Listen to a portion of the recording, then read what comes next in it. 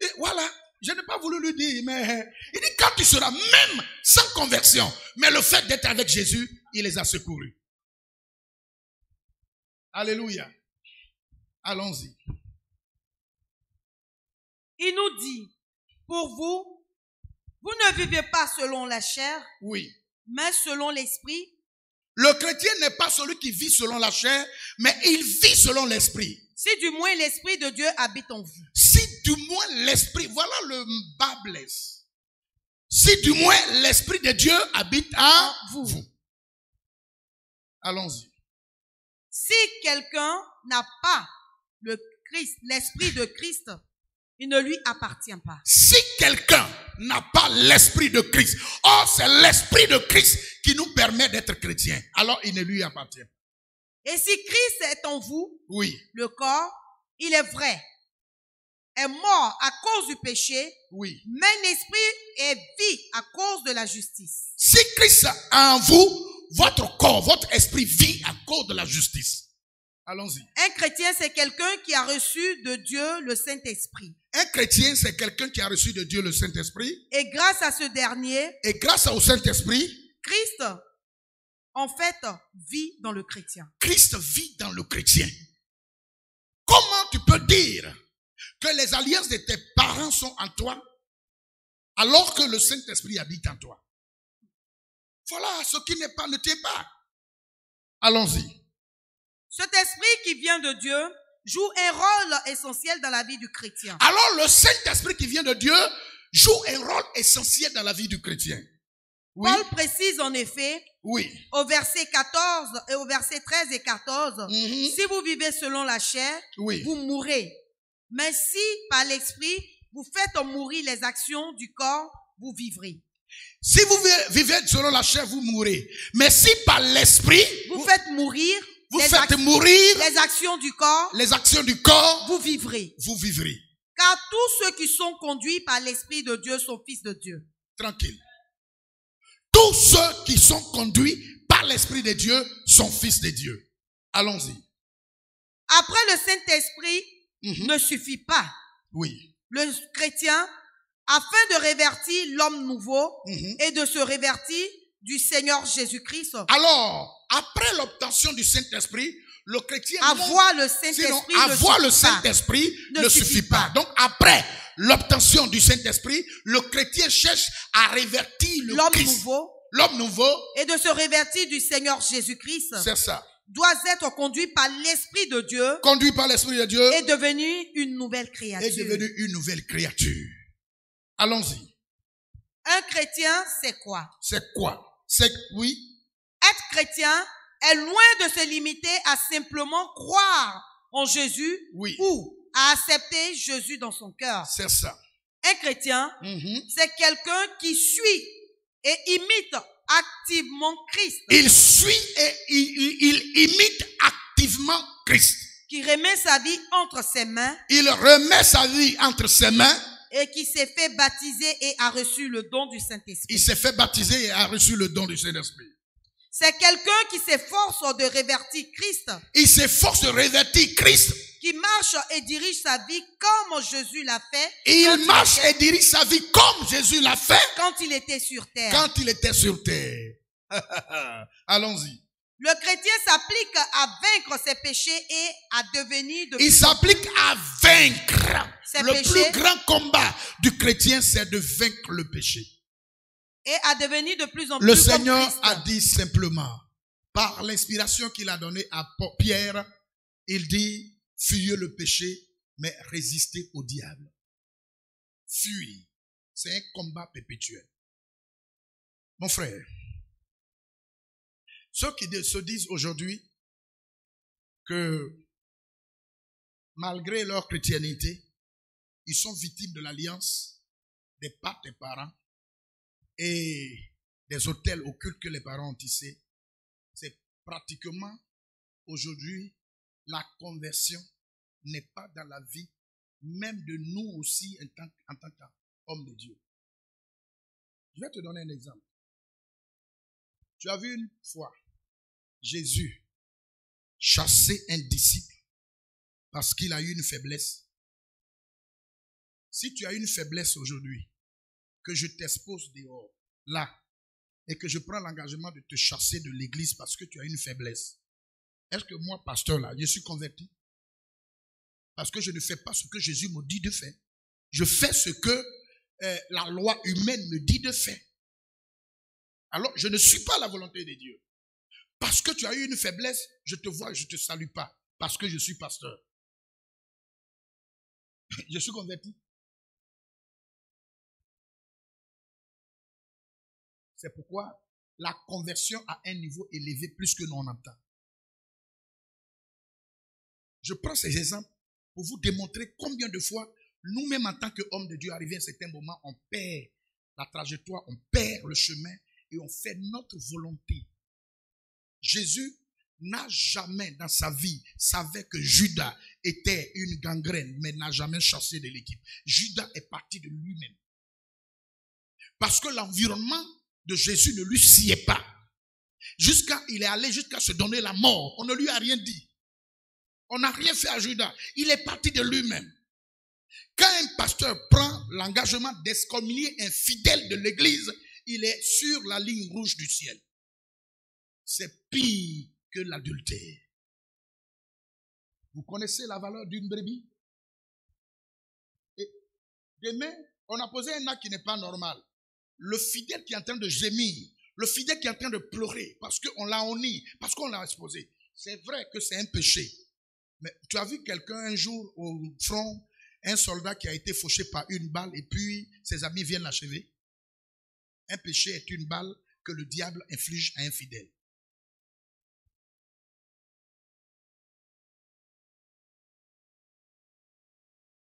Allons-y.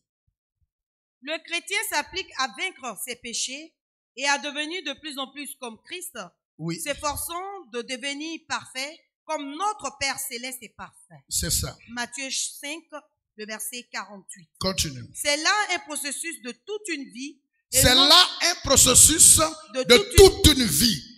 C'est là le combat, un processus de toute une vie. Allons-y. Et non une décision d'un moment rempli d'émotions lors d'une manifestation religieuse. C'est ça. C'est un engagement qui produit des dividendes éternels. L'héritage du royaume de Dieu avec notre frère aîné, Jésus-Christ, pour l'éternité. Alléluia. Continue. 6. Portée spirituelle du terme. 8. Portée spirituelle du terme. À cause de ça, j'ai grossi tes écritures. Allons-y. Demandons-nous maintenant. Qu'est-ce qu'être chrétien? Demandons-nous maintenant qu'est-ce qu'être chrétien. Quelles sont, d'après le Nouveau Testament, les caractéristiques du chrétien? Alors, nous allons maintenant rentrer dans le Nouveau Testament pour trouver les caractéristiques du chrétien. Oui. Sous des termes et avec des nuances diverses. Oui. La réponse est à peu près la même dans l'histoire évangélique. C'est ça. Et dans les épîtres. Bornons-nous à citer quelques traits principaux. Nous allons citer dans l'évangile quelques traits principaux du chrétien. Nous allons toucher d'abord, mélanger les trois évangéliques synoptiques. Oui. Évangile synoptique. C'est-à-dire Matthieu, Marc et Luc. Le chrétien doit être baptisé du Saint-Esprit. Premièrement, selon Matthieu, le chrétien doit être baptisé du Saint-Esprit. Matthieu 3, 11. Selon Matthieu, selon les évangélistes synoptiques, selon eux, le chrétien doit être baptisé du Saint-Esprit. Allons-y. Il se répand à la prédication de l'évangile, Matthieu 4, 17. Le chrétien, c'est celui qui se répand à la prédication de l'évangile. Il quitte tout pour suivre son maître. Le chrétien, d'après Matthieu, c'est celui qui quitte tout pour suivre son maître. Matthieu 4, 19, Luc 18, 22. Allons-y. Et renonce à lui-même. Il renonce à lui-même. Matthieu 16, 24. Donc, selon Matthieu, le chrétien, c'est celui qui renonce à lui-même. Il Il est l'homme des béatitudes. Il est l'homme de béatitude, de la bonté et de l'amour. Il a l'esprit de pauvreté. Il a l'esprit de pauvreté. Quand on dit il a l'esprit de pauvreté, on ne dit pas que le chrétien doit aspirer à la pauvreté, mais le seul esprit qui est dans sa vie, qui est le Seigneur, Jésus, le Saint-Esprit, lui seul. Il est consolé. Il est consolé. Il est bon. Il est bon. Il a faim et soif de la justification. Il a faim et soif de la justification. Il est miséricordieux. Le chrétien est miséricordieux. Pur. Il est pur. Pacifique. Il est pacifique. Fidèle et joyeux. Le chrétien est fidèle et joyeux. Dans les persécutions. Dans les persécutions. Matthieu 5, 18. Oui. Il est le sel de la terre. D'après Matthieu, il est le sel de la terre. La lumière Il du est monde. le sel de la terre. Il est le sel de la terre. Oh, il est le sel de la terre. On dit le chrétien est le sel de la terre. Dites-moi quel microbe qui peut vivre dans le sel.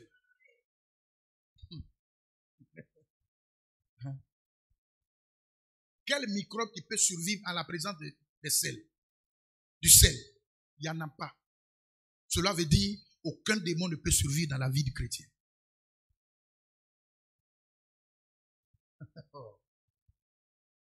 Il est le sel de la terre.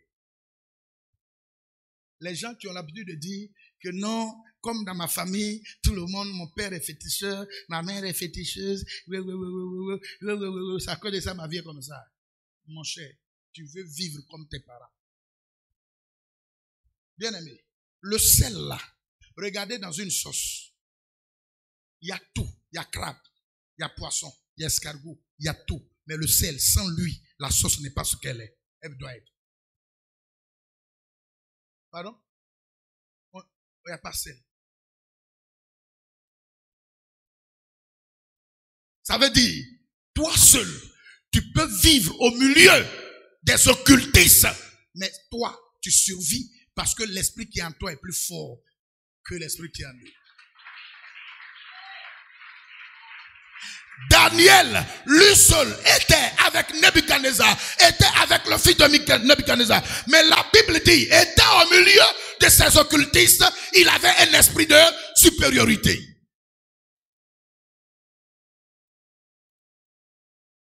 Nous voulons répondre à tout. Nous voulons paraître. On a marché sur ton pied, tu ne veux pas accepter. Tu n'es pas chrétien. Non, je suis rentré dans le ministère, on ne me soutient pas. Tu n'es pas chrétien. L'église est le corps de Christ, le royaume de Dieu, le royaume de Christ, le gouvernement spirituel n'est pas une entreprise où on rentre avec une demande d'embauche.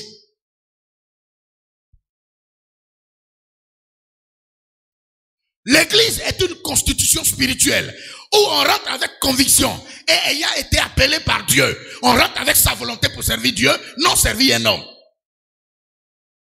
Alors, ce n'est pas à l'homme qu'on doit demander son salaire, c'est à Dieu. Car lui-même a dit, l'ouvrier mérite son salaire. Tu ne fous rien, tu ne peux rien, même envoyer une mouche dans le Seigneur. Et puis tu réclames un salaire à un DG que tu n'as jamais vu. Honte. Allons-y. Il est le sel de la terre. Le chrétien est le sel de la terre. La lumière du monde. Matthieu 5, 16. Mon petit, tu connais le village? Tu as une fois fait le village? Tu as été dans un village sans lumière? Dans une brousse sans lumière? Dans la brousse où il n'y a pas de lumière, les lucioles sont champions. Tu vois les lucioles? Quand le coin est noir, leur petite lumière nous permet de savoir où on est situé. Leur petite lumière là nous permet de savoir où on est situé. Et ils allument selon leur volonté. Tu es là jusqu'à c'est quand ils ouvrent là que tu sais où tu es. Leur petite lumière chasse l'obscurité et la lumière qui est dans ta vie. Amen. Alléluia. Allons-y. Il est l'homme d'une loi nouvelle plus sainte que l'ancienne. Le chrétien est l'homme d'une loi nouvelle, plus sainte que l'ancienne. Oui. Il pardonne généreusement à ses ennemis. Le chrétien pardonne généreusement à ses ennemis. Aujourd'hui, le pasteur François était à la justice, il était sur le procureur. Il y a un coin qu'on a acheté. Et puis, à côté du temple, dont les gens nous embêtent. Il est arrivé là-bas, le procureur m'a appelé. Il dit, Monsieur le Président, je veux coffrer ces éléments-là qui vous fatiguent. J'ai dit, Monsieur le procureur, il ne faut pas les coffrer parce que je suis pasteur. Ce sont mes fidèles, ils vont se convertir. Il faut leur dire que la place n'est pas à eux. Il faut nous donner un papier pour dire qu'ils ne doivent pas nous embrouiller. Mais si tu les coffres, ça ne fait pas de moi un pasteur. Et là, il est resté silencieux. J'ai dit, je ne peux pas mettre quelqu'un en prison. C'est pas, ça ne m'honore pas. Si mon élément que j'envoie là-bas, s'il veut, dis-lui que je suis son président. Donc, je ne mets pas. Qui a mis les gens là en prison? C'est le pasteur Diomande. Je ne veux pas. Mais ils n'ont qu'à remettre. Donne un papier. Procureur, si tu as donné un papier qui démontre que c'est notre terrain, et c'est un lieu public que nous avons pris, nous avons acquis au prix de notre propre moyen, ils ne vont plus venir. Signe un papier, puis donne-lui, il va partir. Et dit aux gens qui sont là, ils n'ont qu'à partir tranquillement à la maison. C'est mon village. Quand je vais là-bas, les parents vont venir, ils vont me regarder et autres. On ne met pas en prison quelqu'un ici. C'est ça le chrétien. J'ai raison. Je suis dans mon droit. Tout. Mais je ne veux pas qu'on mette quelqu'un en prison. C'est ça le chrétien. Et le pasteur a mis quelqu'un en prison. C'est prison. C'est vrai, c'est des couillons. Excusez-moi, que le Seigneur me pardonne. Ils énervent, mais ne mets pas en prison quelqu'un.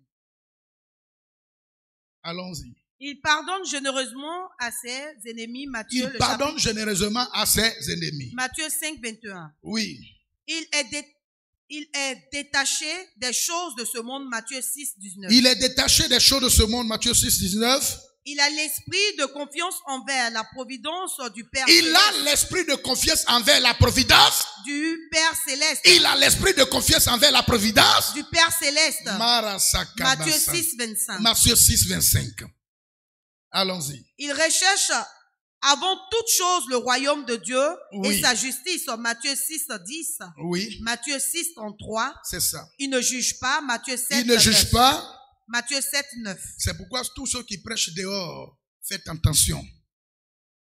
Voilà. Le chrétien n'a pas donné l'autorisation de juger. Il est allé pour prêcher la bonne nouvelle. Si les gens sont impudiques, c'est pas ton problème. S'ils sont sous-là, c'est pas ton problème. S'ils sont des adultères, des adultériens, c'est pas ton problème.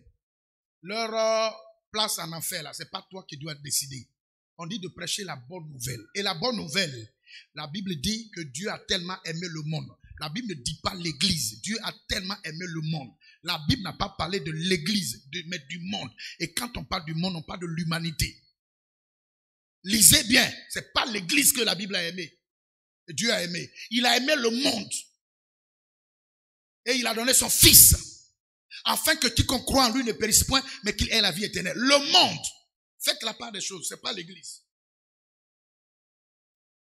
Ça veut dire le soulard, le féticheur, le marabout, là où il est là, Dieu l'a aimé, il fait partie du monde. Et c'est pour lui que Christ a été donné. Donc ce que nous devons dire, voilà la grâce, voilà le cadeau que Dieu te donne. Dieu t'a aimé, tu es du monde. Et c'est vous, nous on est chrétiens, on n'est plus du monde. On est dans le monde, mais on n'est plus du monde. Mais ce passage s'adresse à vous, c'est pour toi. Dieu t'a tellement aimé qu'il a donné Christ. Moi je suis en lui, mais toi, tu dois l'accepter.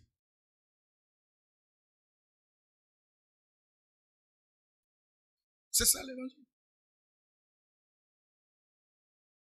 Allons-y. Il ne se contente pas d'écouter les paroles de Jésus, mais il les met en pratique. Les mettre en pratique. Matthieu 7, 21, Matthieu 7, 24. Le chrétien, c'est celui qui met les paroles de Dieu, de Christ en pratique. Allons-y. Il sait d'ailleurs qu'il sera jugé non d'après ce qu'il aura dit. Le chrétien ne sera jugé pas parce qu'il a dit quelque chose, mais d'après ce qu'il aura réalisé. Mais d'après ce qu'il aura réalisé. De la loi d'amour. Ça veut dire quoi? Notre jugement n'est pas lié à notre condamnation, mais notre jugement est lié à notre récompense. Ça veut dire quoi? C'est vrai que nous avons accès au ciel, mais quant à la récompense que Dieu doit avoir, c'est ce que tu as fait sur la terre là, qui t'envoie dans ta récompense. Ça peut aller? Allons-y. Parabole du jugement dernier. Matthieu 25, le verset 31. Continue. Il prie avec persévérance. Oui. Matthieu 7, 7. Le chrétien est celui qui prie avec persévérance. Matthieu 7, 7. Oui. Il prend le joug de son maître. Matthieu 11, 28. Le chrétien est celui qui prend le joug de son maître. Matthieu 11, 28.